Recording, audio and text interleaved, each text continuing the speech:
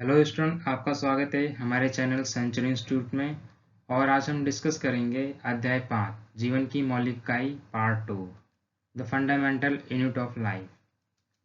ये lecture NCERT की किताब से प्रिपेयर किया गया है और उसके साथ ही फुल चैप्टर को कवर करने के साथ प्रैक्टिकल को भी डिस्कस किया गया है।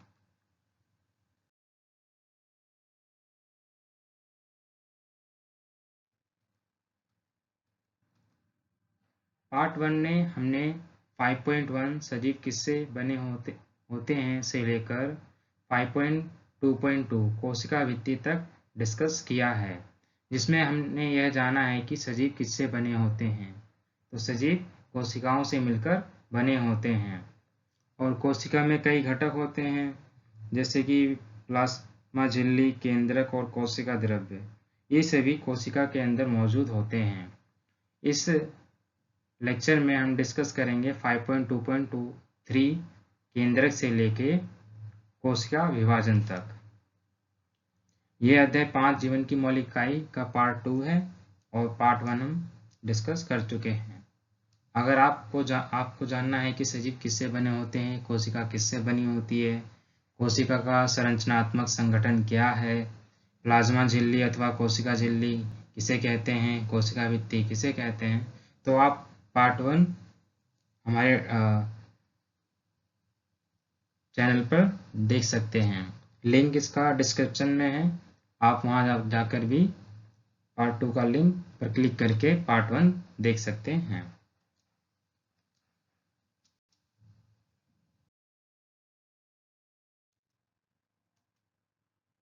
केंद्रक।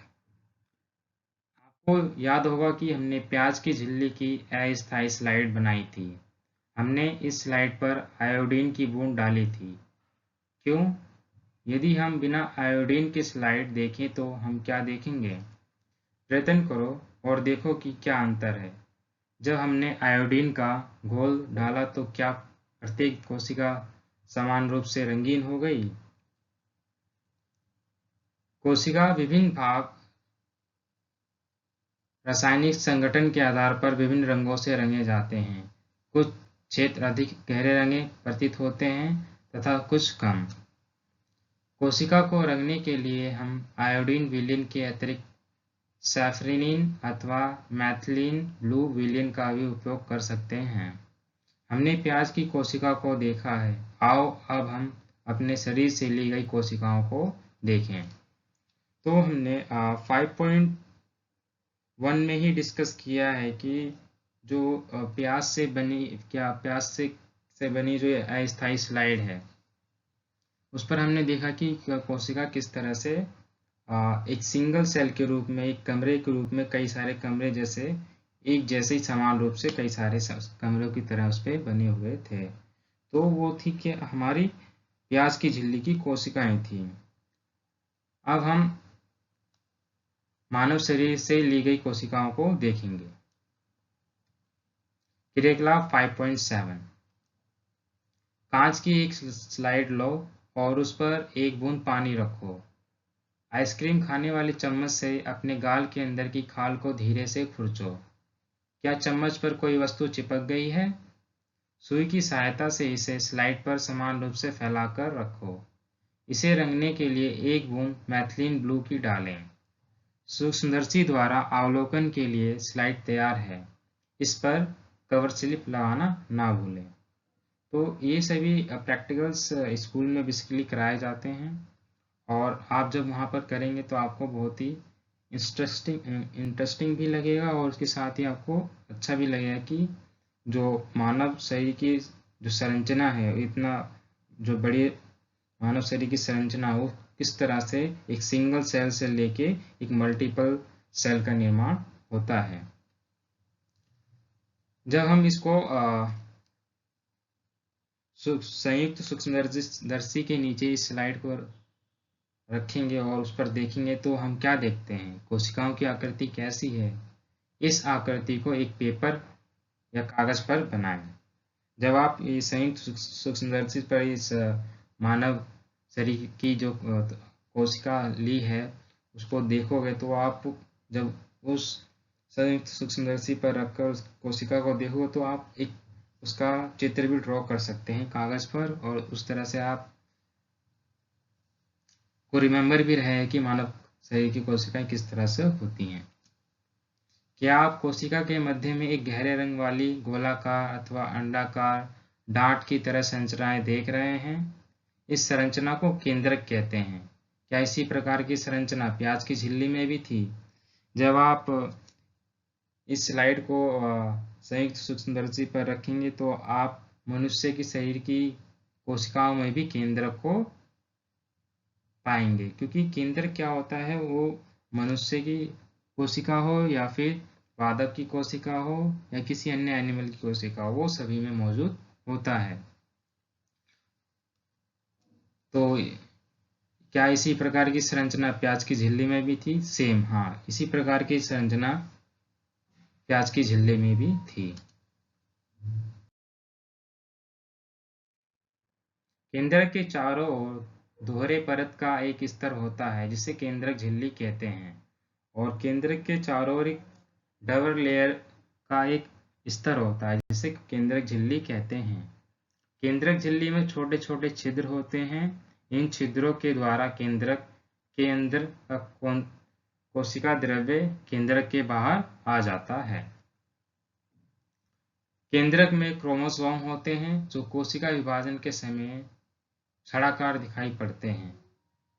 क्रोमोसोम में आनुवंशिक गुणों की सूचना होती है जो माता पिता से डीएनए की फुल फॉर्म होती है डीऑक्सी राइबो न्यूक्लिक अम्ल। ये 1 नंबर में एग्जाम में सवाल भी आता है कि डीएनए की फुल फॉर्म क्या है, तो आप याद रखेंगे डीऑक्सी राइबो न्यूक्लिक अम्ल। डीएनए अणुओं के रूप में अगली संतति में जाते हैं। तो जब हम कोशिका में जो भी केंद्रक मौजूद है, केंद्रक में क्या होते हैं, क्रोमोसोम होते हैं, और जो एक छड़ाकार रूप के अंदर में दिखाई देते हैं। यही इन्हीं क्रोमोसोम में क्या होते हैं, आनुवंशिक गुण होते हैं जो कि एक मदर या फादर से नेक्स्ट जनरेशन में जाते हैं डीएनए के रूप में। क्रोमोसोम डीएनए का प्रोटीन के बने होते हैं, और जो क्रोमोसोम होते हैं वो डीएनए तथा प्रोटीन से बने होते हैं। डीएनए अणु में कोशिका के निर्माण व संगठन की सभी आवश्यक सूचनाएं होती हैं, और इसी डीएनए के जो अणु है इसमें क्या होता है कि जो कोशिका है उसका पूरा फॉर्मेट कहें या फिर स्ट्रक्चर कहें, वो सारा प्रोसेस डीएनए के अंदर होता है कि जो भी डीएनए के अंदर प्रोसेस है कोशिका बनने का या उसका निर्माण होने का, वो सभी चीज़ें डीएनए में मौजूद हैं। इसीलिए डीएनए की वजह से ही जो कोशिकाएं हैं एक समान रूप में ही दिखाई देती हैं। डीएनए के क्रियात्मक खंड को जीन कहते हैं, और जब डीएनए को आप डिवाइड करेंगे तो उसमें जो पार्ट होंगे उसको जीन कहते हैं। जो कोशिका विभाजित नहीं हो रही होती है उसमें यह डीएनए क्रोमैटिन पदार्थ के रूप में विद्यमान रहते हैं, और जब कोई कोशिका विभाजित नहीं रहती है तो डीएनए उसमें क्रोमैटिन पदार्थ के रूप में रहता है।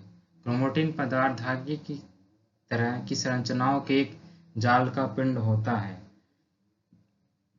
जब कभी भी कोशिका विभाजित होने वाली होती है तब यह क्रोमोसोम में संगठित हो जाते हैं, और जो क्रोमैटिन जो पदार्थ है वो केंद्रक के अंदर धागे की तरह संरचनाएं के रूप में रचनाओं के रूप में होता है, और इसका एक जाल पिंड होता है उसके अंदर, और जब कोशिका विभाजित होने वाली होती है तो ये 2 पार्ट में डिवाइड हो जाता है और क्रोमोसोम में संगठित हो जाता है।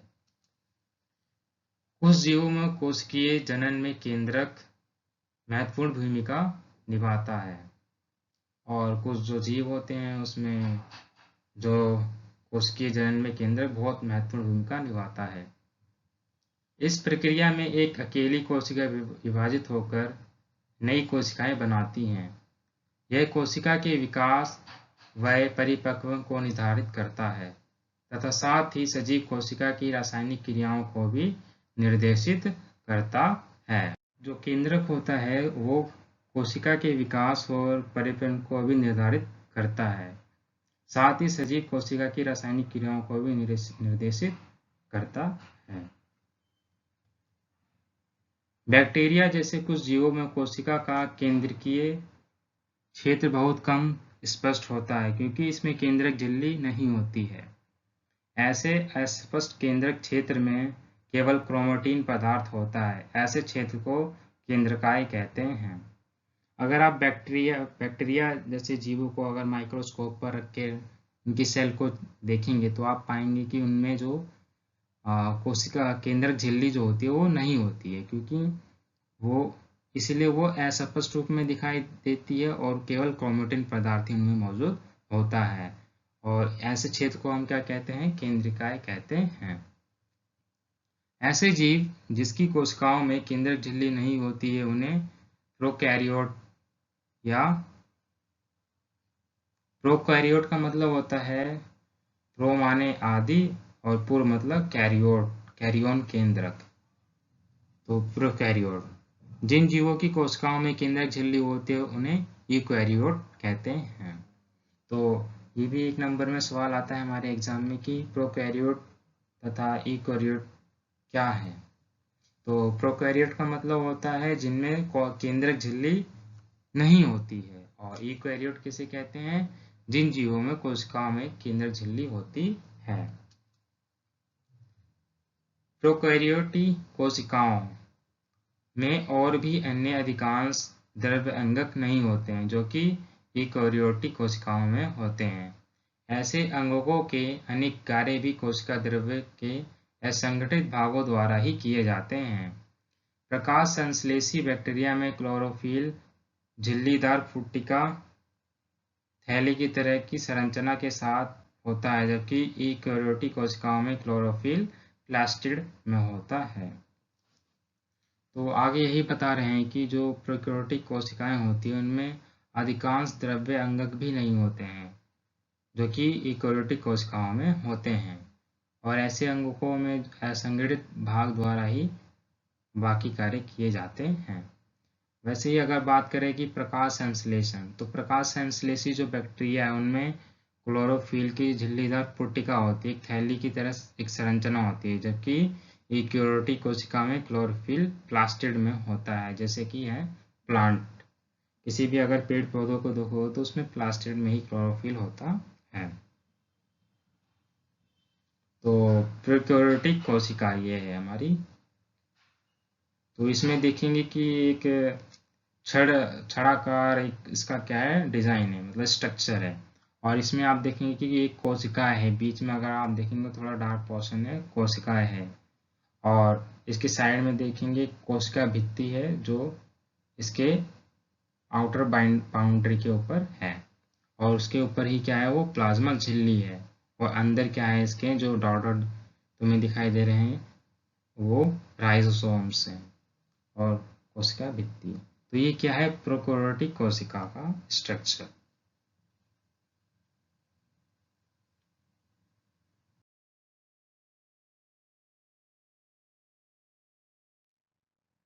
फाइव 5.2.4 कोशिका द्रव्य। अब हम डिस्कस करेंगे कोशिका द्रव्य।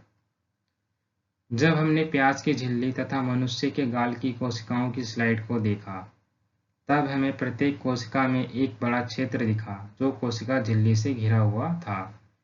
इस क्षेत्र में बहुत हल्का धब्बा था, इसे कोशिका द्रव्य कहते हैं। प्लाज्मा झिल्ली के अंदर कोशिका द्रव्य एक तरल पदार्थ है। इसमें बहुत से विशिष्ट कोशिका के घटक होते हैं जिन्हें कोशिकांग कहते हैं। प्रत्येक अंगक कोशिका के लिए विशिष्ट कार्य करते हैं। कोशिका द्रव्य तथा केंद्रक दोनों को मिलकर जीव द्रव्य कहते हैं।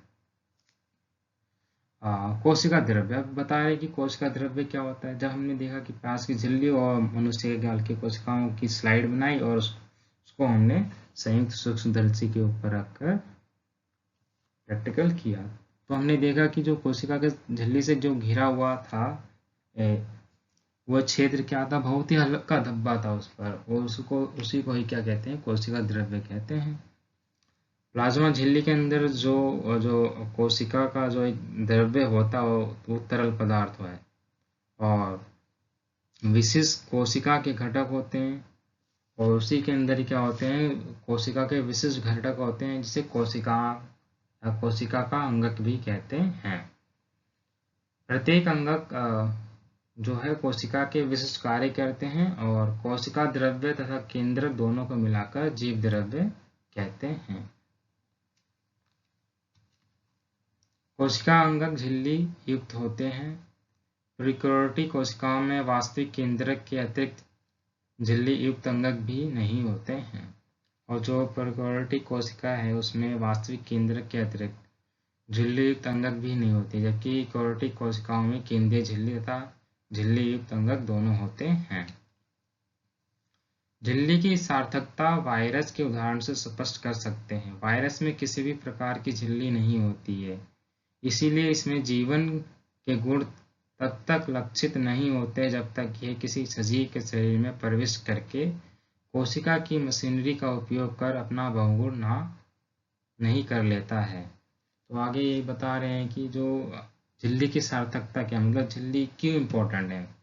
क्योंकि अगर वायरस की बात करें तो अगर जो वायरस होता है वो ज़्यादा इफेक्टिव कब होता है, जब वो किसी अनदर जीव पर अंदर लाइफ के ऊपर जाकर वो उसकी जो कोशिका बनाने वाली मशीनरी है उसका उपयोग कर अपना बहुगुण नहीं कर लेता है। तो कहने का मतलब ये कि जो वायरस है ज़्यादा एक्टिव इसलिए हो जाते हैं जब किसी दूसरे पर जीव पर जाते हैं, क्योंकि क्या होता है कि वो जो जिस जीव पर जाते हैं उस कोशिका की जो मशीनरी है, कोशिका बनाने की मशीनरी है, उसका उपयोग करने लगते हैं और अपना जो है अपने जैसे कई सारे मल्टीपल कोशिका सेल्स बनाने लगते हैं।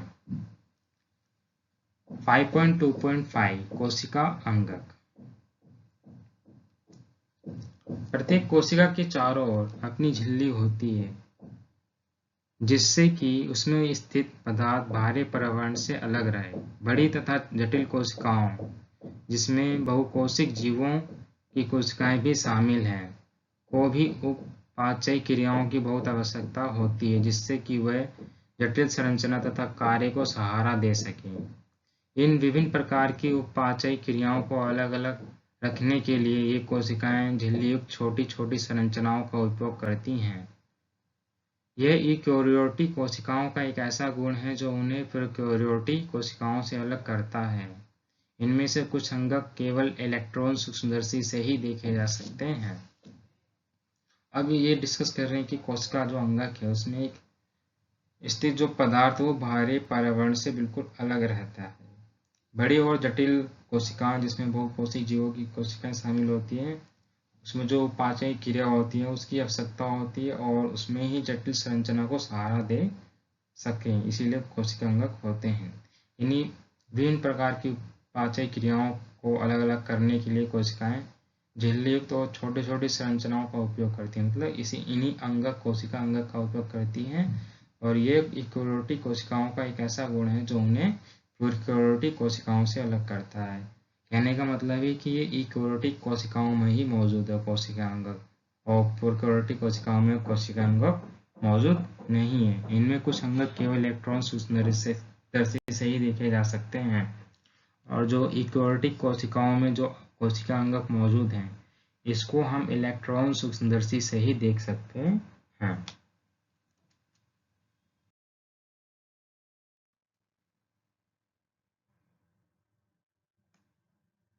अंतर्द्रव्य जालिका, गोल्जी उपकरण, लाइसोसोम, माइटोकॉन्ड्रिया तथा लिपिड कोशिका अंगकों के महत्वपूर्ण उदाहरण हैं। इसलिए महत्वपूर्ण है क्योंकि ये कोशिकाओं की बहुत निर्णायक कार्य करते हैं। अब बता रहे हैं कि जो कोशिका है उसके अंदर ये सभी एलिमेंट्स मौजूद हैं। अंतर्द्रव्य जालिका, गोल्जी उपकरण, लाइसोसोम, माइटोकॉन्ड्रिया, प्लास्टिड।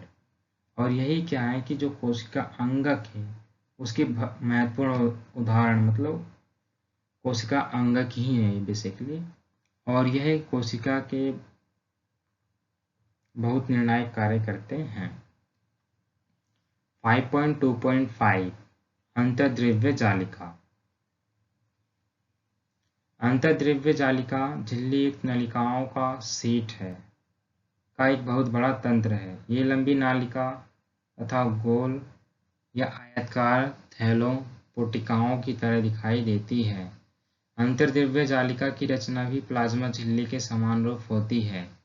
अंतर्द्रव्य जालिका दो प्रकार की होती है, खुरदरी अंतर्द्रव्य जालिका, चिकनी अंतर्द्रव्य जालिका, RER और SER।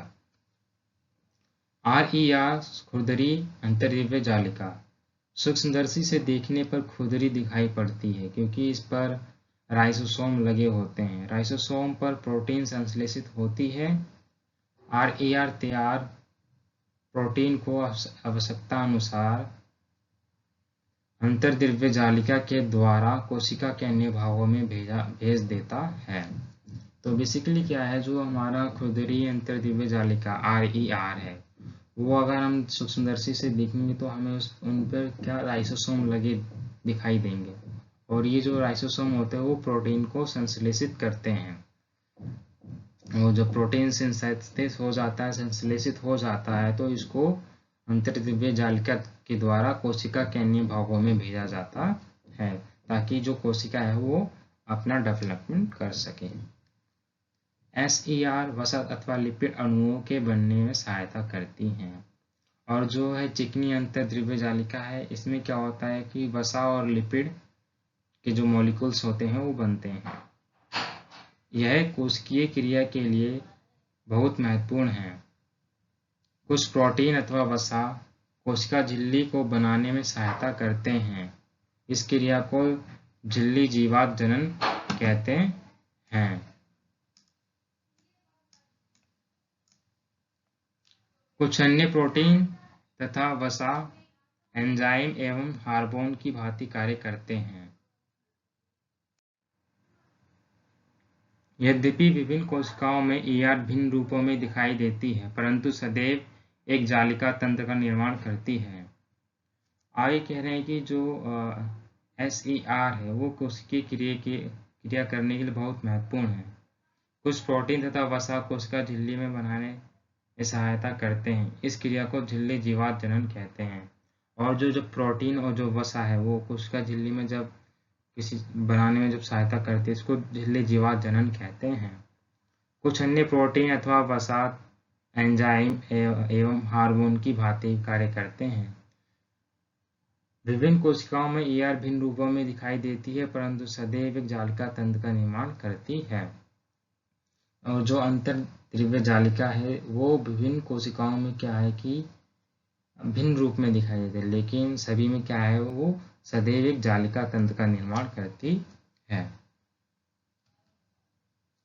इस प्रकार ER का कार्य कोशिका द्रव्य के विभिन्न क्षेत्रों के मध्य अथवा कोशिका द्रव्य के विभिन्न क्षेत्रों तथा केंद्रकों के मध्य पदार्थों मुख्यतः प्रोटीन के परिवहन के लिए नालिका के रूप में कार्य करना है। तो ER का कार्य बेसिकली क्या है कि जो विभिन्न क्षेत्र है या कोशिका द्रव्य हैं या केंद्र के जो मध्य है जो प्रोटीन है उसका परिवहन करना, नालिका के रूप में कार्य करना है।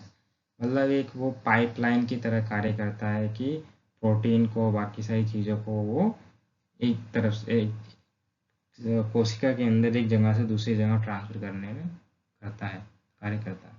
ER कोशिका की कुछ जैव रासायनिक क्रियाओं के लिए कोशिका द्रव्यी ढांचे का कार्य भी करता है, और उसके साथ ही वो जैव रासायनिक क्रियाओं के लिए कोशिका द्रव्यी ढांचे का भी कार्य करता है। एक वर्ग के जंतु जिन्हें कशेरुकी भी कहते हैं, यह यकृत की कोशिकाओं में SER विष तथा दवा को निर्विषीकरण करने में महत्वपूर्ण भूमिका निभाते हैं। और उसके साथ ही जो एक वर्ग के जंतु हैं जिन्हें कशेरुकी भी कहते हैं, ये उनकी यकृत की कोशिकाओं में भी SER क्या करता है, विष तथा दवा को निर्विषीकरण करने में, मतलब उसको डाइल्यूट करने में मदद करता है। तो आप देख सकते हैं क्या जंतु की कोशिका है। तो आप जब कोशिका को आप इलेक्ट्रॉन सूक्ष्मदर्शी से देखेंगे तो आप इसमें सेंटर में एक केंद्रक देख सकेंगे और उसके ऊपर ही क्या है, केंद्रकीय झिल्ली है। केंद्रकीय झिल्ली है और उसके बाद क्या है हमारा, उसके ऊपर क्या लिखा है, चिकनी अंतर्द्रव्य जालिका। तो उसके अंदर उसके ऊपर लिखा चिकनी अंतर्द्रव्य जालिका, वाई जो बना है बेसिकली। और उसके साथ ही गोल्जी उपकरण आप देखेंगे और राइट हैंड साइड ऊपर में आप प्लाज्मा झिल्ली देखेंगे कि जो कि ये क्या है, कोशिका द्रव्य के बाहर है। और जो गोल्जी उपकरण के नीचे क्या है, वो एक तारक केंद्र है। और आप फिर नीचे देखेंगे कि राइट हैंड साइड ही लाइसोसोम है, और राइसोसोम है जो कि स्मॉल येलो कलर की बॉल्स की तरह बनी हुई हैं। और नीचे देखेंगे माइटोकॉन्ड्रिया जो कि एक अंडाकार के शेप में है, मतलब थोड़ा सा लंबा बेलनाकार के शेप में, उसे माइटोकॉन्ड्रिया कहते हैं। और उसके नीचे ही क्या है कि खुरदरी अंतर्द्रव्य जालिका। तो हमने देखा कि अंतर्द्रव्य जालिका में दो जालिकाएं होती है, खुरदरी जालिका अंतर्द्रव्य जालिका होती है, दूसरी चिकनी अंतर्द्रव्य जालिका। और ये जो ब्लू पूरा स्ट्रक्चर है, कोशिका द्रव्य है बेसिकली। तो है ये पूरा है क्या स्ट्रक्चर है जंतु कोशिका।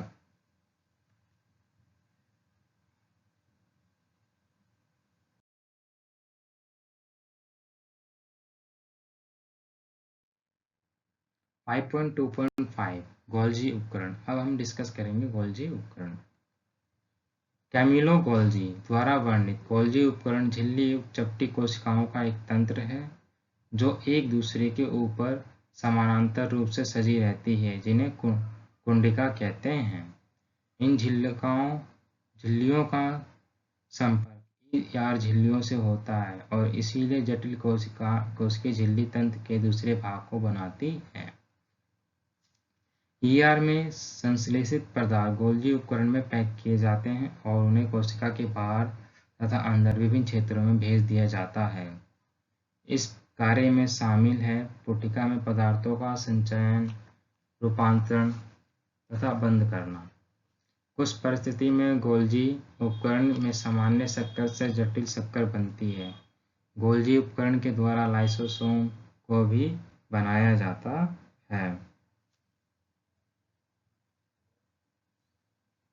जब हम गोल्जी उपकरण है, वो जो एक साइंटिस्ट थे, वैज्ञानिक थे, कैमिलो गोल्जी, उनके द्वारा ये उपकरण बनाया गया था। और ये जो उपकरण था झिल्ली मतलब डिस्कवर किया गया था, बनाया नहीं गया था। और जब इन्होंने डिस्कवर किया था बेसिकली, तो उसमें क्या था, जो उपकरण था वो झिल्ली चुप्पी कोशिकाओं का एक तंत्र था जो एक दूसरे के ऊपर समानांतर रूप से सजी रहती, इन्हें कुंडिका कहते हैं। इनका काम क्या था, जो अंतर्द्रव्य जालिका होती है ईआर, और इसलिए इनसे संपर्क करना, और इसलिए जटिल कोशिकाओं झिल्ली तंत्र के दूसरे भाग को बनाती हैं।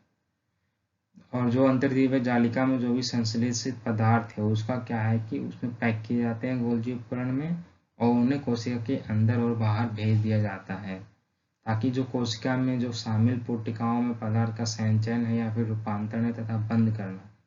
उस परिस्थिति में गोल्जी उपकरण के सामान्य शक्कर से जटिल शक्कर ही बनता है, और गोल्जी उपकरण के द्वारा लाइसोसोम को ही बनाया जाता है। अभी आप जब इमेज में देखेंगे तो आपको और भी क्लियर हो जाएगा। 5.2.5 लाइसोसोम। संरचनात्मक दृष्टि से लाइसोसोम में झिल्ली से घिरी हुई संरचना होती है जिनमें पाचक एंजाइम होते हैं। RER इन एंजाइमों को बनाते हैं।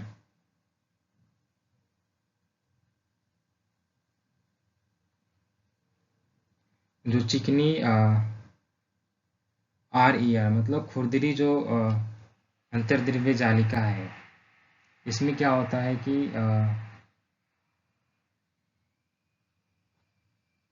जो लाइसोसोम से घिरी हुई संरचना होती है उसमें कुछ पाचक एंजाइम होते हैं और जो RER इन एंजाइमों को बनाते हैं। और RER क्या है, इन्हीं पाचक एंजाइमों को बनाते हैं। लाइसोसोम कोशिका का अपशिष्ट निपटाने वाला तंत्र है। ये भारी पदार्थ एवं कोशिका अंगकों के टूटे फूटे भागों को पाचित करके कोशिका को साफ करते हैं।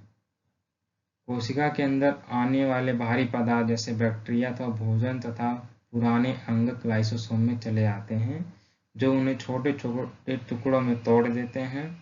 लाइसोसोम में बहुत शक्तिशाली पाचनकारी एंजाइम होते हैं जो जटिल पदार्थों को सरल पदार्थों में तोड़ते हैं। कोशिकीय चयापचय जो भी मेटाबॉलिज्म है उसका में व्यवधान के कारण जब कोशिका क्षतिग्रस्त या मृत हो जाती है तो लाइसोसोम फट जाते हैं और एंजाइम अपनी ही कोशिकाओं को पाचित कर देते हैं। इसीलिए लाइसोसोम को कोशिका की आत्मघाती थैली भी कहते हैं। अब जो बता रहे हैं कि जो लाइसोसोम है बेसिकली क्या हो, उनमें कई सारे पाचक एंजाइम होते हैं और जो ये एंजाइम है ये RER मतलब चिकनी अंतर्द्रव्य जालिका में बनते हैं। और जब लाइसोसोम क्या करते हैं, अपशिष्ट निपटाने वाला तंत्र है, मतलब बाहर से कोई भी पदार्थ अगर कोशिका के अंदर आता है और अगर कोशिका के अंदर ही कोई अंग टूट या फूट जाते हैं तो उनको पाचित करके वो उस कोशिका से बाहर निष्कासित कर देते हैं या फिर उसका अपशिष्ट निपटारा कर देते हैं। कोशिका के अंदर वाले जैसे अगर बाहर से कोई बैक्टीरिया आता है या फिर भोजन है, पुराने अंगक है, वो लाइसोसोम में जाते हैं और वहाँ पर क्या होते हैं, वो लाइसोसोम क्या करता है, उसमें पाचक एंजाइम है, वो क्या करेगा कि उनको छोटे छोटे टुकड़ों में ब्रेक कर देगा। ब्रेक करने के बाद उसको वहीं पर अपघटित या पाचित कर देगा। लाइसोसोम में बहुत शक्तिशाली पाचनकारी एंजाइम होने की वजह से ही क्या होती है, वो जटिल से जटिल पदार्थ को भी सरल पदार्थों में तोड़ती है, छोटे छोटे टुकड़े कर देगी, उसके बाद उसको अपघटित या पाचित कर देगी। इसी को हम क्या बोलते हैं, कोशिकीय चयापचय में। और इसी जो चयापचय मेटाबॉलिज्म में अगर इसमें कोई व्यवधान हो जाए जिसके कारण क्या होती है, कोशिका क्षतिग्रस्त या मृत हो जाती है तो लाइसोसोम क्या होगा, वो ब्रेक हो जाएगा। ब्रेक होने के बाद क्या होगा कि जो उसका एंजाइम है अपना ही कोशिकाओं को पाचित कर देते हैं और मतलब जो उसके अंदर लाइसोसोम में जो एंजाइम है वो अपनी ही कोशिकाओं को पाचित कर देंगे, जिसके कारण क्या होगा कि जो कोशिका की आत्मघाती थैली भी इसीलिए उसको कहते हैं क्योंकि वो अपने ही एंजाइम से अपनी ही कोशिकाओं को क्या कर देती है, मृत कर देती है, क्षतिग्रस्त कर देती है। यह है पादप कोशिका। आप इसमें देख सकेंगे कि लाइसोसोम तो खुरदरी अंतर्द्रव्य जालिका है, उसके पास ही क्या है, लाइसोसोम है। और चिकनी अंतर्द्रव्य जालिका तो दोनों के पास ही है बेसिकली। और जो खुरदरी अंतर्द्रव्य जालिका से जो भी पाचक एंजाइम निकलेंगे वो लाइसोसोम में जाएंगे और लाइसोसोम में जो भी बाहर से या फिर कोशिका के अंदर ही कोई टूट फूट होती है तो उसको क्या करते हैं, वो रिपेयर करते हैं, पाचित करके रिपेयर कर देते हैं। तो ये है बेसिकली पादप की कोशिका। और इसमें आप देख सकते हैं कि अगर बॉटम में देखेंगे कि कोशिका द्रव्य है, हरित लवक है जिसके कारण क्लोरोप्लास्ट होता है बेसिकली, इसके कारण कोशिका का जो पादप कोशिका का रंग क्या होता है, हरा दिखता है।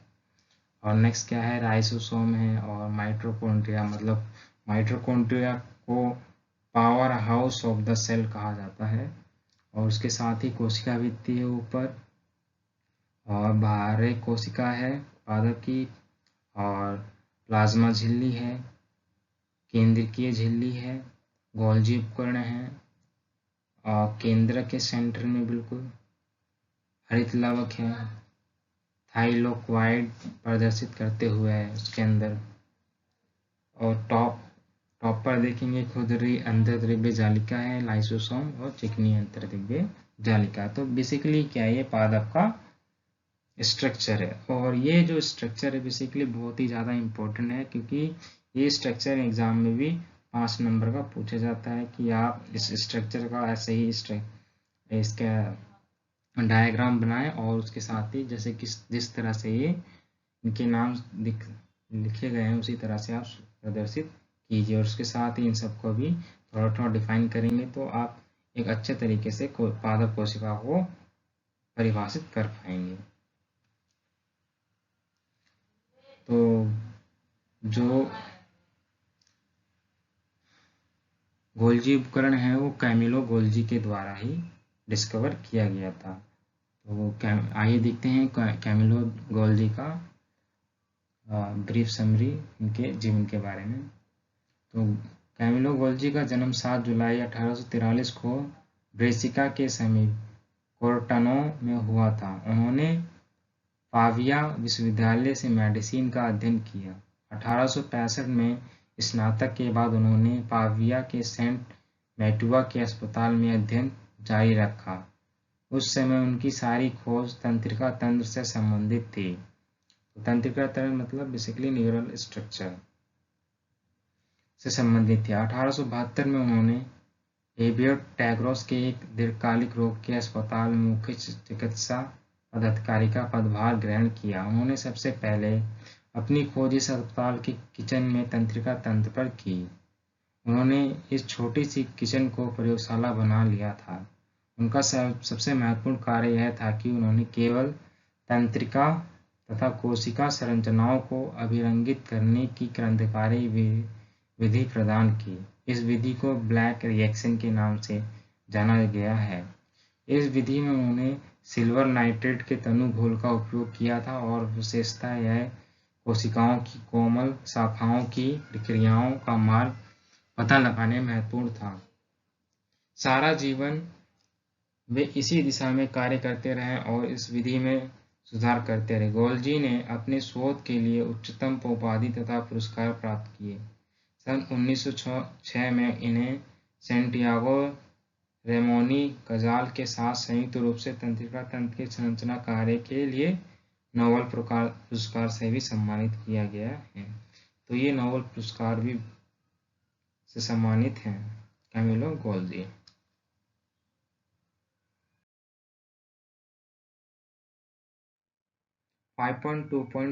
माइटोकॉन्ड्रिया। माइटोकॉन्ड्रिया कोशिका का बिजली घर है।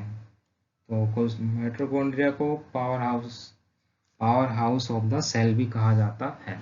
माइटोकॉन्ड्रिया दोहरी झिल्ली की बनी होती है।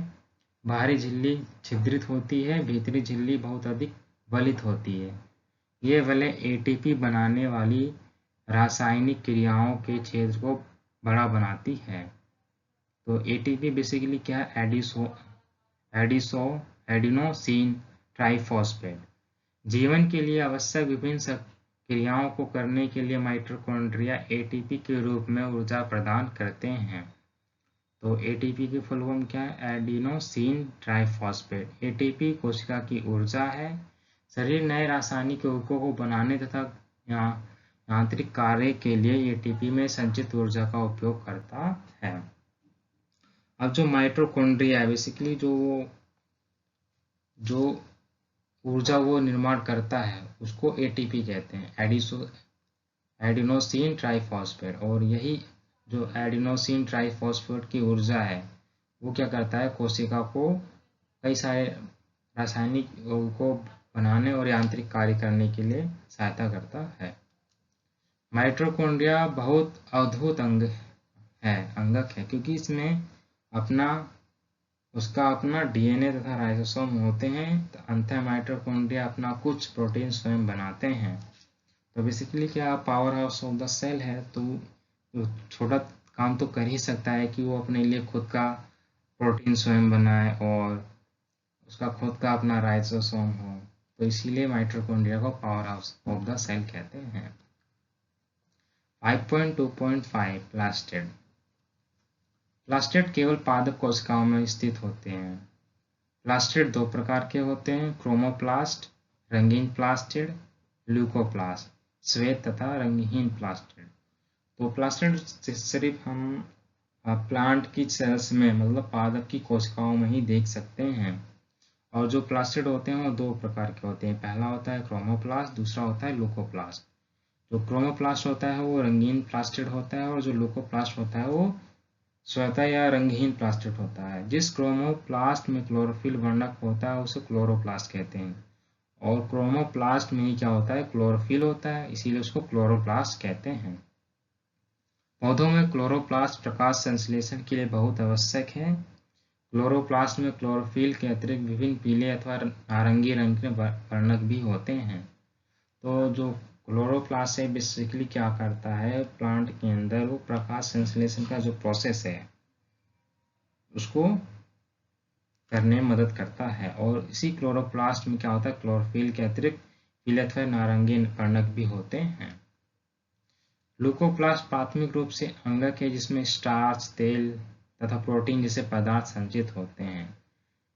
तो ल्यूकोप्लास्ट का भी अपना एक महत्वपूर्ण कार्य है जिसमें स्टार्च, तेल और प्रोटीन जैसे पदार्थ संचित होते हैं। क्लोरोप्लास्ट की भीतरी रचना में बहुत सी झिल्ली वाली परतें हैं जो स्ट्रोमा में स्थित होती हैं। प्लास्टिड बाहरी रचना में माइटोकॉन्ड्रिया की तरह होते हैं, लेकिन माइटोकॉन्ड्रिया की तरह ही प्लास्टिड में अपना डीएनए तथा राइबोसोम होते हैं। और माइटोकॉन्ड्रिया की तरह दिखने के कारण ही क्या होता है कि जो प्लास्टिड है उसमें भी क्या होता है, अपना डीएनए होता है और उसका राइबोसोम भी होता है।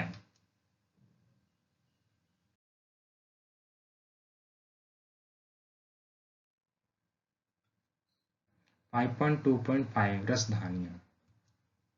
रसधानियाँ ठोस तथा तरल पदार्थों की संग्रहक थैलियाँ हैं। जंतु कोशिकाओं में रसधानियाँ छोटी होती हैं जबकि पादप कोशिकाओं में रसधानियाँ बहुत बड़ी होती हैं। तो जो रसधानियाँ हैं वो ठोस भी है, वो तरल जो पदार्थ है उनका संग्रह थैलियाँ मतलब उसको संग्रह करती हैं। और जो ये एनिमल की कोशिकाएं हैं उनमें छोटी होती है और प्लांट की कोशिकाओं में बड़ी होती हैं। कुछ पौधों की कोशिकाओं की केंद्रीय रसधानी की माप कोशिका के आयतन का 50 से 90% तक होता है। और ये बेसिकली क्या है, कुछ प्लांट में ऐसा होता है कि उसका जो कोशिका है उसका जो आयतन है उसका 50 से 90% तक बड़ा हो सकता है। पादप कोशिकाओं की रसधानियों में कोशिका द्रव्य भरा होता है और ये कोशिकाओं को स्फीति तथा कठोरता प्रदान करती है। और जो पादप की कोशिकाएं हैं उसमें हो गई कई सारी रसधानियाँ होती हैं जिसके कारण क्या होता है कि वो कठोर हो जाता है बेसिकली। इसलिए आप देखेंगे कि जो बड़े बड़े पेड़ होते हैं वो तूफानों में मतलब ब्रेक नहीं होते हैं, बहुत ज़्यादा तेज तूफान आने के बावजूद भी, क्योंकि उसमें इसी रसधानियों के कारण क्या होती है उसमें कठोरता आ जाती है। पौधों के लिए बहुत आवश्यक से पदार्थ रसधानी में स्थित होते हैं। ये अमीनो अम्ल, शर्करा तथा विभिन्न कार्बनिक अम्ल तथा कुछ प्रोटीन हैं। तो इन्हीं रसधानियों में क्या होता है, अमीनो अम्ल होता है, शर्करा होती है, कार्बनिक अम्ल तथा प्रोटीन भी होता है। एक कोशिक जीवों में जैसे अमीबा की खाद्य रसधानी में अनेक उनके द्वारा उपभोग में लाए गए खाद्य पदार्थ होते हैं। कुछ एक कोशिक जीवों में विशिष्ट रसधानियाँ अतिरिक्त जल तथा कुछ अपशिष्ट पदार्थों को शरीर से बाहर निकालने में महत्वपूर्ण भूमिका निभाते हैं। एक कोशिक जीवों जैसे अमीबा है उसमें खाद्य रसधानी उनके द्वारा उपभोग में लाए गए पदार्थ होते हैं। और एक कोशिक जीवों में विशिष्ट रसधानियाँ अतिरिक्त जल तथा कुछ अपशिष्ट पदार्थ को शरीर से बाहर निकालने में महत्वपूर्ण भूमिका निभाते हैं। और जो अमीबा में जो रसधानियाँ होती हैं बेसिकली कोशिक जीवों में वो अपशिष्ट पदार्थ को बाहर निकालने में मदद करते हैं। प्रत्येक कोशिका की अपनी एक संरचना होती है जिसके द्वारा वे विशिष्ट कार्य करते हैं। श्वसन, पोषण तथा अपशिष्ट पदार्थों का उत्सर्जन अथवा नई प्रोटीन बनाने में सहायता करते हैं। ऐसा उनकी झिल्ली अथवा अंगों की विशिष्ट संरचना के कारण संभव हो पाता है।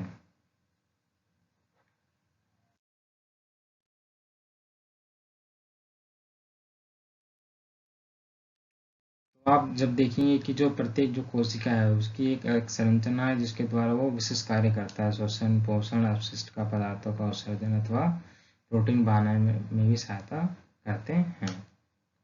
अंततः कोशिका सजीवों की एक मूलभूत संरचनात्मक इकाई है। ये जीवन की एक मूलभूत क्रियात्मक इकाई भी है।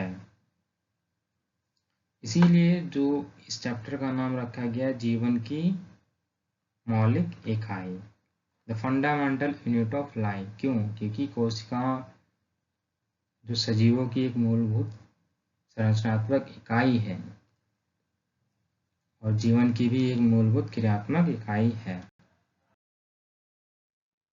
कोशिका विभाजन। जीवधारियों में वृद्धि हेतु नई कोशिकाएं बनती हैं, जिससे पुरानी मृत क्षतिग्रस्त कोशिकाओं का प्रतिस्थापन और प्रजनन हेतु युग्मक बनते हैं। नई कोशिकाओं को बनाने की प्रक्रिया को कोशिका विभाजन कहते हैं। अब जब नई कोशिका को बनती है किसी भी पादप या हम कहें प्लांट कहें या एनिमल कहें, तो उसको कोशिका विभाजन का प्रोसेस कहते हैं। सूत्री विभाजन और अर्धसूत्री विभाजन नामक दो मुख्य प्रकार की कोशिका विभाजन की प्रक्रिया है। तो जो कोशिका विभाजन की प्रक्रिया है उसमें दो प्रकार की और प्रक्रियाएं हैं। एक पहला है सूत्री विभाजन, दूसरा क्या है अर्धसूत्री विभाजन। कोशिका विभाजन की प्रक्रिया जिसमें अधिकतर विशिष्ट वृद्धि हेतु विभाजित होती हैं उसे सूत्री विभाजन कहते हैं। इस प्रक्रिया में प्रत्येक कोशिका, जिसे मात्र कोशिका भी कह सकते हैं, विभाजित होकर दो समरूप संतति कोशिका बनाती है।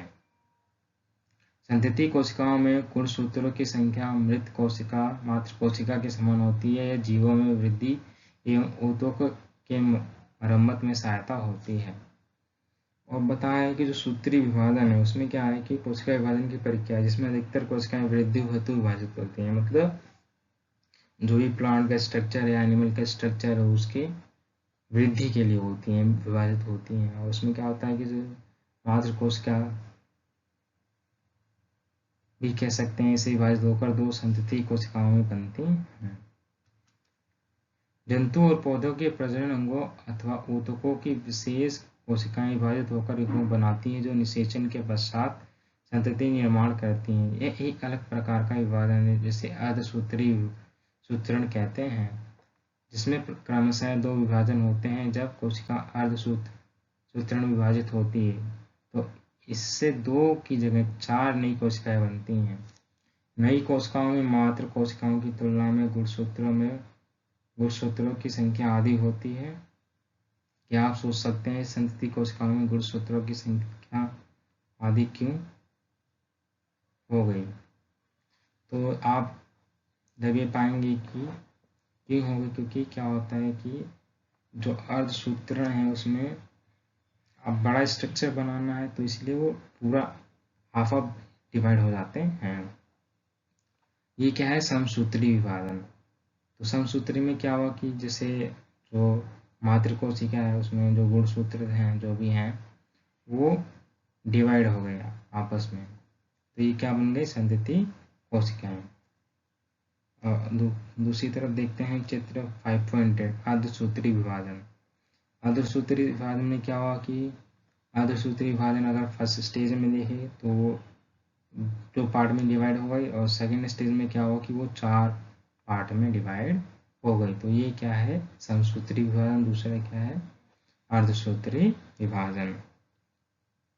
इसके साथ ही हमारा लेक्चर यहाँ पर एंड होता है।